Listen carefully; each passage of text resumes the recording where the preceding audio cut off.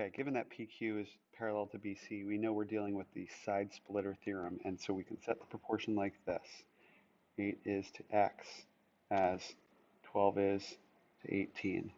Multiplying diagonally, we get 12x equals 18 times 8, or 12x equals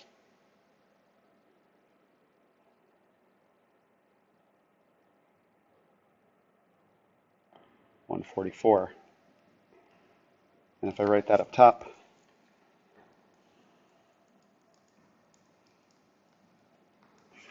and then we multiply, or rather divide both sides by 12, the coefficient, we get x equals 12. Answer A. Okay, once again, we're dealing with the side splitter theorem because we know that those lines are parallel, so we can set the proportion up as 7 is to 35, as x is to 40. And then what we've got is 35x equals, and I can do this part right in my head, 7 times 4 is 28. Add that extra 0. So now we're saying 35x divided by 35 equals 280 divided by 35.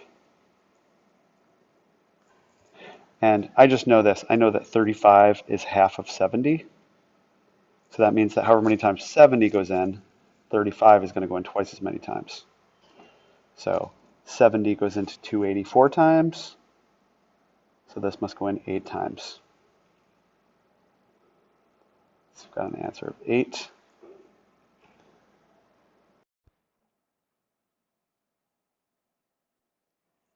All right, we're dealing with the side splitter theorem again because we're given that these two, the side of the triangle AE and that that parallel segment that runs from one side to the other, BD, they're parallel. So we can say 11 is to x as 7 is to 5, and we get 7x equals 55.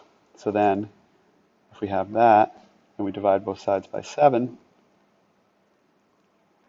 we get x equal to 55 over 7. How many times does 55 go in there? Well, 56 would be 8 times, so it's only going to go in 7 times. That's 49. So if we used 49 of those 55, how many are left? 6 of them are left. And what are they? They're sevenths. What's your answer? Okay, you can see why I did all these together. These are all side splitter theorem problems. And we can write this as a proportion 9 is to 18 as x is to 20. Some of you will be able to solve this in your head right away. Even before then, just seeing how the relationship of 9 and 18 is, you can see that 9 is half of 18, so x should be half of 20, or 10. But let's do the math to solve it. 18 times x, 18x. 9 times 20, well 9 times 2 is 18, plus that 0 added on. So if we divide both sides by 18,